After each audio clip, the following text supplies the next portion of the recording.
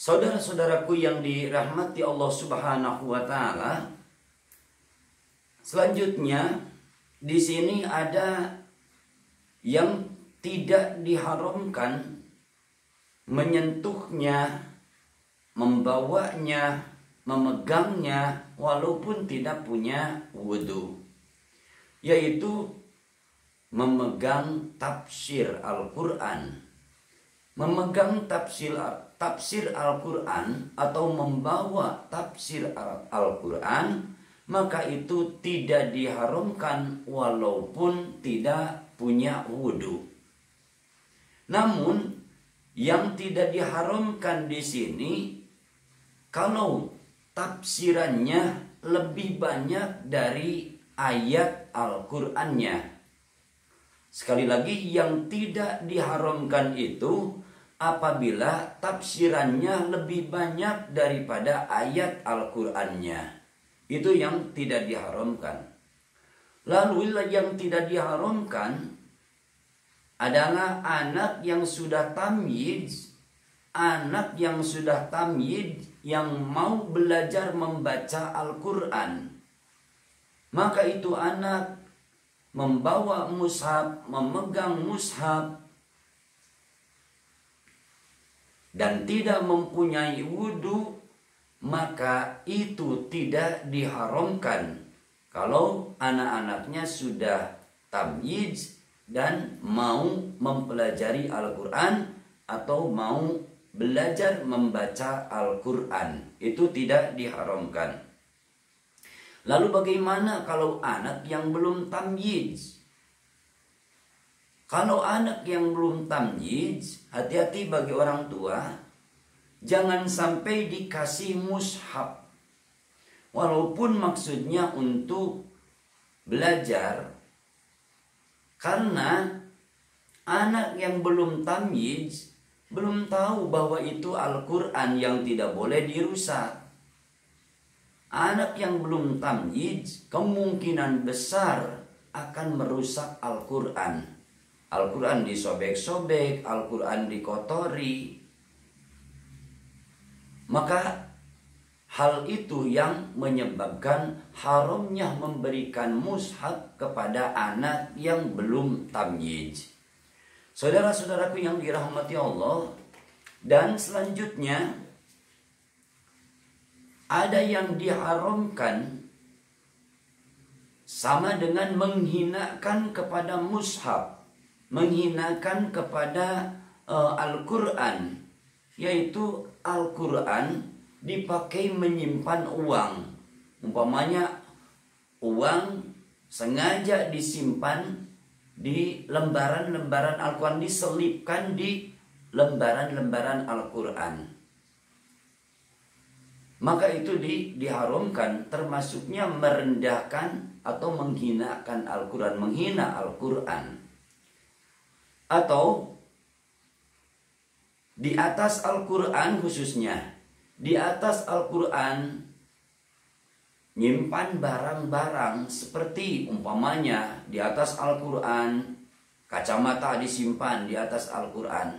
Habis membaca Al-Quran pakai kacamata, umpamanya pakai kacamata dicopot lalu disimpan di atas Al-Quran. Atau di atas Al-Quran menyimpan tasbih atau barang-barang yang lain.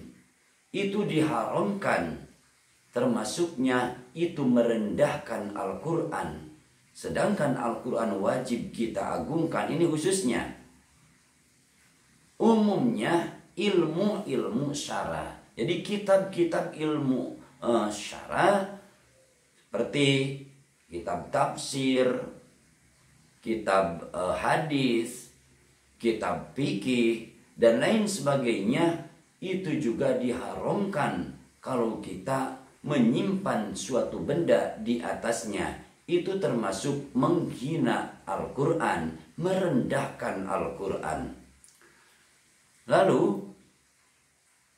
ada pertanyaan, bagaimana ini Al-Quran telah banyak yang rusak sehingga numpuk, kadang disimpannya tidak karuan.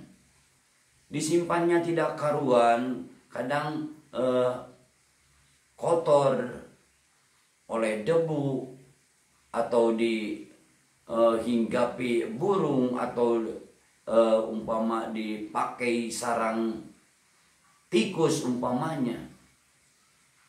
Bagaimana caranya? Apakah boleh Al-Quran yang sudah rusak, yang tidak dipakai, sudah rusak, bahkan terbengkalai, disimpannya sampai penuh dengan kotoran umpamanya, bagaimana? Ini bisa dibakar, diperbolehkan dibakar, asal tujuannya untuk menjaga daripada Al-Quran, umpamanya Al-Quran yang telah rusak, telah lama telah rusak, kadang sudah pada sobek umpamanya, daripada disimpan dan tidak diperhatikan kebersihannya sampai umpamanya terkena kotoran cicak atau kecoa, bahkan tikus juga, sehingga Al-Quran sampai seperti dihinakan. Maka untuk menjaga agar tidak sampai terjadi hal seperti itu, maka boleh Al-Quran dibakar dengan tujuan, sekali lagi, kita tujuannya menjaga Al-Quran supaya tidak terhinakan dengan disimpan secara terbengkalai seperti itu. Namun tentunya kita harus hati-hati dalam membakarnya agar jangan sampai kelihatan oleh orang-orang yang tidak tahu umpamanya, sehingga menjadikan fitnah kepada kita. Dan yang lebih baik menurut para ulama, yang lebih baik abunya umpamanya setelah selesai dibakar, abunya itu dikumpulkan lalu dibuang ke semacam sungai supaya tidak terinjak-injak. Itu cara kita menghormati Al-Quran, mengagungkan Al-Quran. Walaupun sudah jelek, sudah tidak terpakai, tetap kita harus menjaganya, wajib menjaganya, dan wajib kita mengagungkannya. Sehingga para ulama memperbolehkan cara yang seperti tadi dengan tujuan kita ingin menjaga Al-Quran.